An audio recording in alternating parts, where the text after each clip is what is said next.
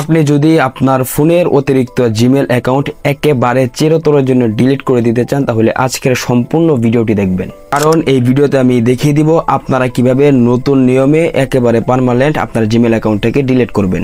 বেশি কথা না বলে চলে যাব ভিডিওর মূল পূর্বে। তার আগে বলছি যারা এখনো ভিডিওতে লাইক করেন অবশ্যই লাইক করে দিবেন এবং এরকম গুরুত্বপূর্ণ ভিডিওগুলো মিস না করতে চাইলে আমার চ্যানেলটিকে সাবস্ক্রাইব করে রাখতে পারেন।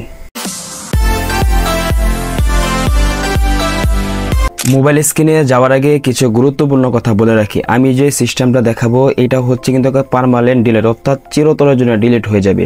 পরবর্তীতে আপনারা কোনোভাবে চাইলেও কিন্তু এই জিমেল অ্যাকাউন্টটাকে আর ফিরিয়ে আনা কিন্তু সম্ভব হবে না। বন্ধুরা, সরাসরি চলে আসলাম মোবাইল স্ক্রিন। আমাদেরকে একেবারে চিরতরের জন্য জিমেল অ্যাকাউন্ট ডিলিট করার জন্য আমাদেরকে সর্বপ্রথম চলে যেতে হবে আমাদের ফোন থেকে আমাদের যে জিমেল যে অ্যাপস আছে জিমেল অ্যাপসের মধ্যে চলে যেতে হবে। তো আমি আমার ফোন থেকে জিমেলে চলে যাচ্ছি। দেখেন আমি কিন্তু আমার ফোনে সরাসরি জিমেলে চলে আসলাম। এবার আমাদেরকে এই যে দেখেন উপরে লোগো আছে এটার মধ্যে ক্লিক করে দিতে হবে।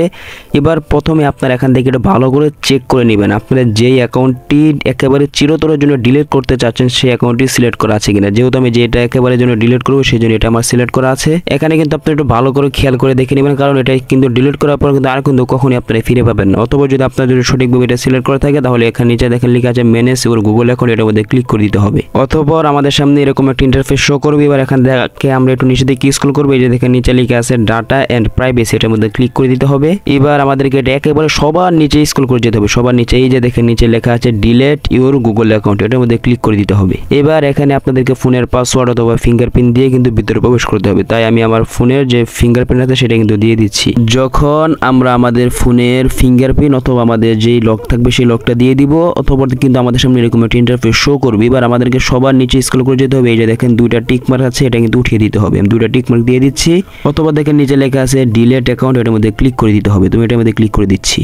অতঃপর কিন্তু আমাদের সামনে এরকম একটা ইন্টারফেস চলে আসবে। এবার এখান থেকে আমরা যদি এই যে দেখেন রিমুভ ইউর অ্যাকাউন্ট এটার মধ্যে যদি ক্লিক করে দিই তাহলে কিন্তু আমার জিমেল অ্যাকাউন্টে কিন্তু রিমুভ হবে না, কিন্তু একেবারে জন্য ডিলিট হবে না। যেহেতু আমরা একেবারে জন্য ডিলিট করবো তাই এখান থেকে সরাসরি যে আমরা এই যে ক্রসের মধ্যে ক্লিক করে দিই তাহলে কিন্তু আমাদের জিমেল অ্যাকাউন্ট একেবারে চিরতরের জন্য ডিলিট হয়ে যাবে এবং আমাদেরকে আবার কিন্তু জিমেলের মধ্যে নিয়ে আসবে। এবার আমি যদি আপনাদেরকে ট্রাই করে দেখাই যে আবার যদি জিমেলের লোগোর মধ্যে চলে যায় জিমেলের মধ্যে, এই যে দেখেন সেই অ্যাকাউন্টে কিন্তু এখানে কিন্তু সেটা কিন্তু একেবারে জন্য ডিলিট হয়ে গিয়েছে।